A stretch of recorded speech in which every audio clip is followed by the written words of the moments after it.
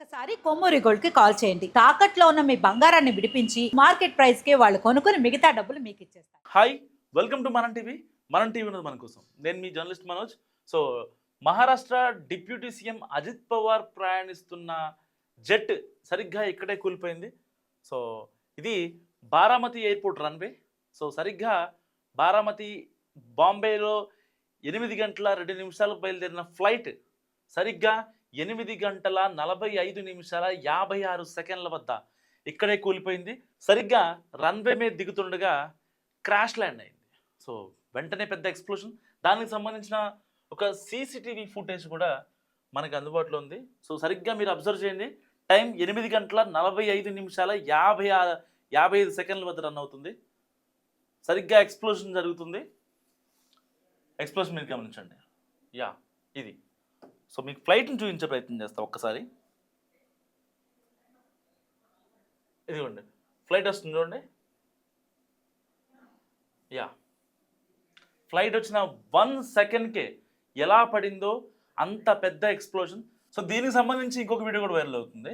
ఏదైతే deputy CM Ajit Pawar గారు ఆయన షెడ్యూల్ ఉందని తెలిసిన తర్వాత బాంబే ఎయిర్పోర్ట్కి రావడం. సో ఆయన ఇంటి నుంచి బాంబే ఎయిర్పోర్ట్కి వచ్చిన తర్వాత ఫ్లైట్ టేక్ ఆఫ్ అయిన దగ్గర నుంచి ఈ రెడ్ మార్క్లో కనిపిస్తుంది కదా, ఇదే ఫ్లైట్ అనమాట. లియర్ జెట్ 45 సిరీస్ సంబంధించింది. వీటీ ఎస్ఎస్కే సిరీస్ సంబంధించిన ఈ ఫ్లైటే కూలిపోయింది. సో ఎయిర్పోర్ట్లో బయలుదేరింది. బారామతి ఎయిర్పోర్ట్కి, డొమెస్టిక్ ఎయిర్పోర్ట్కి వస్తుండగా దాదాపుగా ఇక్కడ ఎవరైతే ఈ పైలట్లు ఉంటారో ఈ బారామతి ఎయిర్పోర్ట్లో ఆ పైలట్లు శిక్షణ నేర్చుకుంటారు కదా, దానికోసం ఈ బారామతిని ఎక్కువగా యూజ్ చేస్తూ ఉంటారు.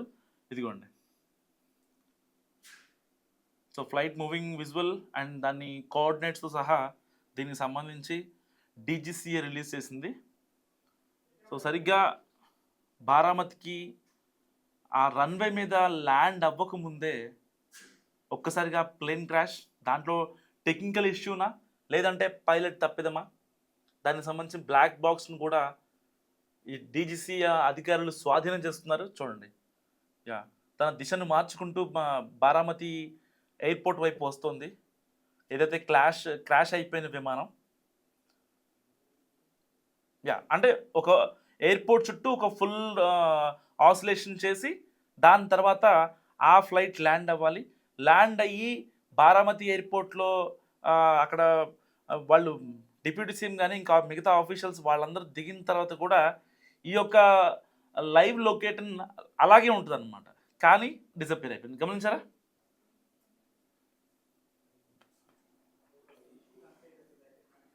ఎనిమిది గంటల 45 నిమిషాల 56 సెకండ్ల వద్ద ఈ ఫ్లైట్ డిసప్పేర్ అయిపోయింది. సో పర్టికులర్గా మనం చూసుకుంటే దీనికి టెక్నికల్ ఇష్యూనా లేకపోతే పైలట్ ఇంకేమన్నా చేశాడా ఇంకేంటా అని చెప్పుకొని మాట్లాడుకుంటే, సో ఈ చార్టెడ్ ఫ్లైట్ పర్టికులర్గా మన ఇండియాలోని చాలామంది విఐపీస్ యూజ్ చేస్తున్నటువంటి చార్టర్ జెట్. సో దీనికి సంబంధించి లియర్ జెట్ 45 దీని నేము. అండ్ దీన్ని తయారు చేసిన సంస్థ బాంబోర్డియన్. 2009లో దీన్ని ఈ లియర్ జెట్ 45ని ఆపేశారు. ఇంకా ఓకే, ఆల్రెడీ 1998లో ఎప్పుడైతే ఇండియాకి వచ్చిందో చాలామంది ఎవరైతే పెద్ద వాళ్ళు రాజకీయ సినీ ప్రముఖులు ఎవరైతే ఉన్నారో దీనికి కావాల్సిన వాళ్ళు ఈ జెట్ని తీసుకున్నారు. అంత బాగానే ఉంది. దాని తర్వాత 2008లో ఈ బాంబోర్డియన్ సంస్థ ఏదైతే మీకు సరిగ్గా దాని అఫీషియల్ వెబ్సైట్ కూడా చూపించే ప్రయత్నం చేస్తా.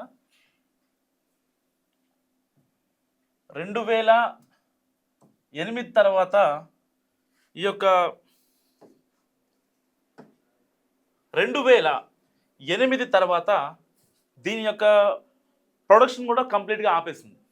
సో దాని తర్వాత ఈ లియర్ జెట్ 45 సిరీస్లోనే లియర్ జెట్ 75ని కూడా రిలీజ్ చేసింది బాంబోర్డియన్. సో దానికి సంబంధించి దాదాపుగా అంటే లెగ్ స్పేస్ ఎక్కువ ఉండడం, ఇంకా హై ఫ్రీక్వెన్సీ మాడ్యులేషన్ అండ్ ఇంకా బిజినెస్కి సంబంధించి బిజినెస్ పీపుల్కి వాళ్ళ అవసరాలకు తగ్గట్టుగా ఎలా డిజైన్ చేయాలో, సో దీని యొక్క ప్రత్యేకత అనమాట ఈ బాంబోర్డియన్ సంస్థ ప్రత్యేకత. అండ్ దానికి సంబంధించి లియర్ జెట్ 45ని డిజైన్ చేసింది. దాదాపుగా ఒక డికేడ్ పాటు తన సేవలు అందించింది. అయితే వాస్తవాన్ని చెప్పుకోవాలంటే ఎందుకు మరి ఇంత ఎఫిషియన్సీ ఉన్న జెట్ ఎలా పడిపోయింది ఏంటి? అప్పట్లో వైఎస్ఆర్ కూడా ఇలాగే హెలికాప్టర్ ప్రమాదంలో చనిపోయారు కదా, మరి ఫ్యూయల్ సరిగా అందలేదా, ఇంజిన్లోకి వెళ్ళలేదా, లేదంటే అసలు ఆ లాస్ట్ మేడే కాల్ ఇచ్చారా ఇవ్వలేదా, ఎలాంటి ఇష్యూ, విజిబిలిటీ లేదా, లేకపోతే పైలట్ తప్పిదమా, చాకచక్యంగా లేకపోవడమా, ఇలాంటి చాలా ఇష్యూస్ వచ్చాయి. మరి మీరు ఫ్లైట్ ఏమో, ఆ జెట్ ఏమో చాలా పెద్ద ఎఫిషియన్సీ ఉంది, మరి ఇక్కడ పైలట్ కూడా మంచి అప్రమత్తమే ఉన్నాడు. మరి అలాంటి నేపథ్యంలో ఎందుకు ఈ ప్రమాదం ఎలా జరిగింది అన్నది ఇక్కడ $1 మిలియన్ క్వశ్చన్. సో ఇప్పటికే బ్లాక్ బాక్స్ని డీజీసీ ఆఫీషియల్స్ తీసుకున్నారు. దానికి సంబంధించి మరికొద్ది గంటల్లో చాలా కీలకమైన సమాచారం వచ్చే అవకాశం ఉంది. సో బ్లాక్ బాక్స్ డేటాని రిట్రైవ్ చేయకుండా ఎవ్వరూ ఏం మాట్లాడడానికి లేదు. సో బ్లాక్ బాక్స్ సమాచారం వచ్చిన తర్వాత మస్ట్గా మీకు ఒక వీడియో చెప్తా. కానీ దానికి ముందు మనం కొన్ని అంశాలను విశ్లేషించుకునే ప్రయత్నం చేద్దాం. ఇప్పటిదాకా కేవలం అక్కడున్న ఏదైతే బారామతి ఎయిర్పోర్ట్ ఉంది కదా, ఈ బారామతి ఎయిర్పోర్ట్ దగ్గర సో ఇక్కడ ల్యాండ్ అవ్వాలి. 8:01కి బాంబేలో ఫ్లైట్ బయలుదేరింది అండ్ 8:45 వద్ద ఫ్లైట్ ఇక్కడ కూలిపోయింది. ఏదైతే అక్కడ చిన్న చిన్న చెట్లు పొదలు ఉంటాయో అక్కడ కూలిపోయింది. దానికి సంబంధించిన విజువల్స్ దాదాపు వరల్డ్ వైడ్గా ఫుల్ వైరల్ అయ్యాయి. సో ఇలాంటి నేపథ్యంలో ల్యాండింగ్ ప్లేస్ ఉందో ఇక్కడ మీరు అబ్జర్వ్ చేసే ఉండొచ్చు. మనం ల్యాండింగ్ దగ్గర ఆ వైట్ మార్క్స్ అబ్జర్వ్ చేస్తాం.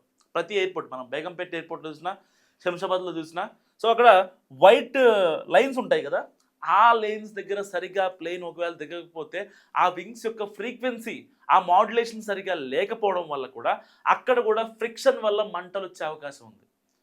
సో ఇన్ని కాన్సిక్వెన్సెస్. ఒకవేళ అక్కడున్న ఏదైతే అజిత్ పవార్ వస్తున్నాడని చెప్పి చుట్టుపక్కల వాళ్ళందరూ ఇక్కడ చేరుకొని, ఏదైతే ఫ్లైట్ ఆల్రెడీ మనం దాకా విజువల్లో చూసాం, సీసీటీవీ ఫుటేజ్ విజువల్లో చూసాం, ఆల్రెడీ అది ఇట్లా వస్తుంది కానీ విజిబిలిటీ సరిగ్గా లేదు మనం చూడటానికి. అండ్ దానికి సంబంధించిన కూడా డీజీసీ వాళ్ళు ఇస్తారు మనకు విజువల్స్.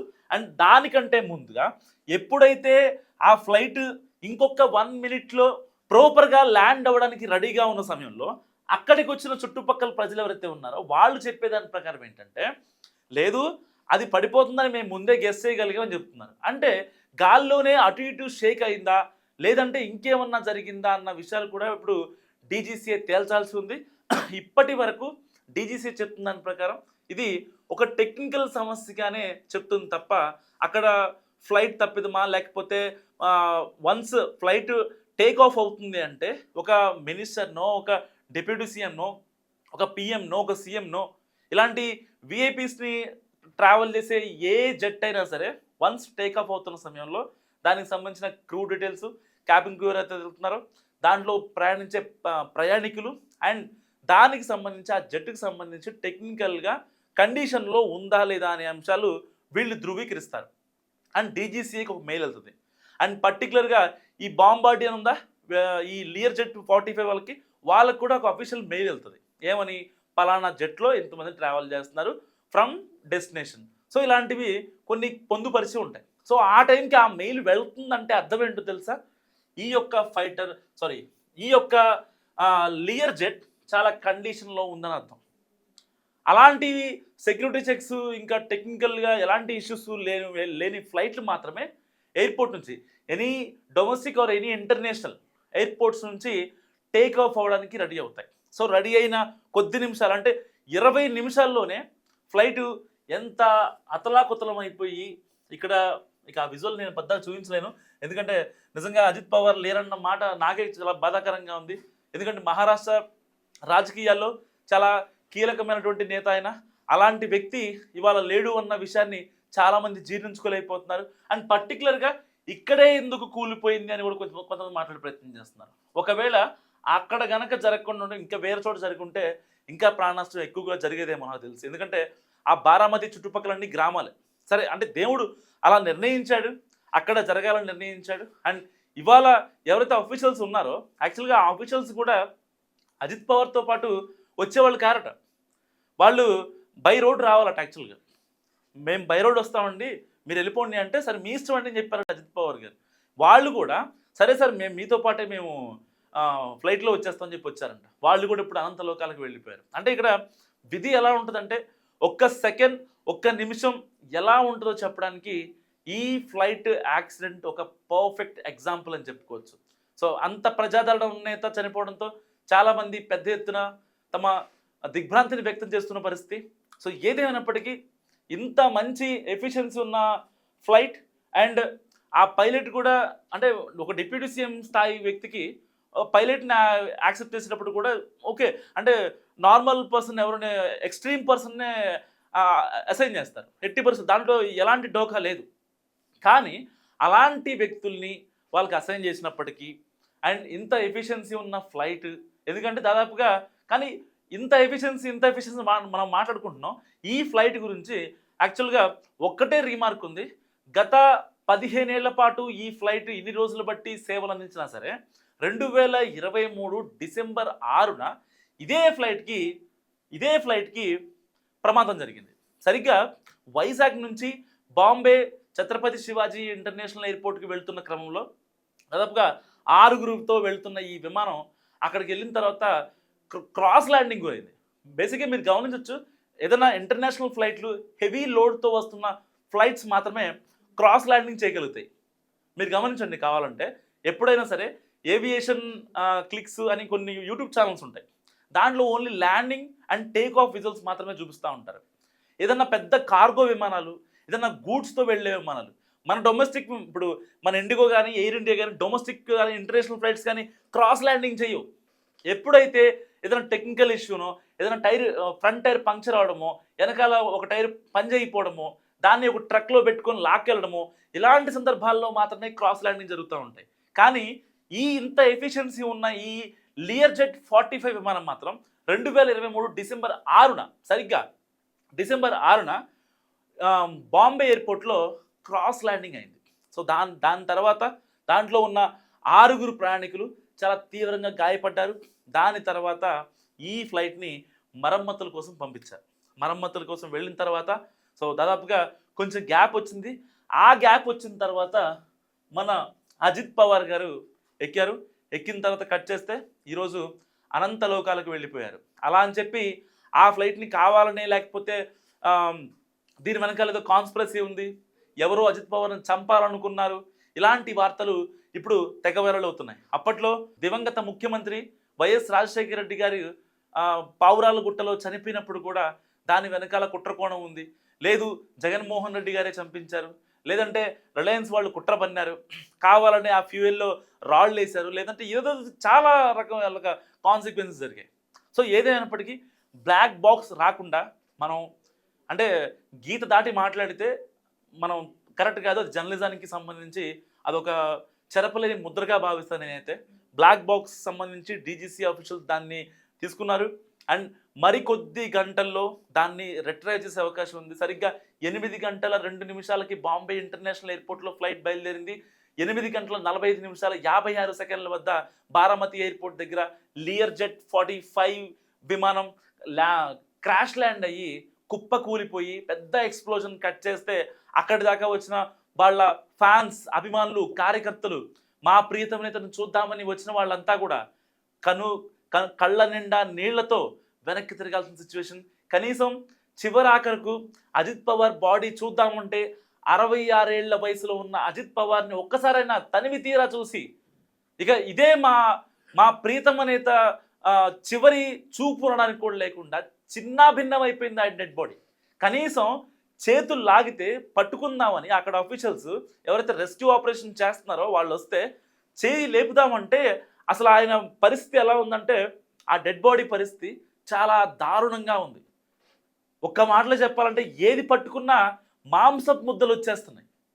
అంత దారుణమైన సిచ్యువేషన్లో ఆయన కాసేపట్లో వేదిక పైకి ఎక్కి ప్రసంగించి అక్కడ ఉన్న రైతులతో, కార్మికులతో, శ్రామికులతో, విద్యార్థులతో, మహిళలతో మాటామంతి చేయాల్సిన టైం అది.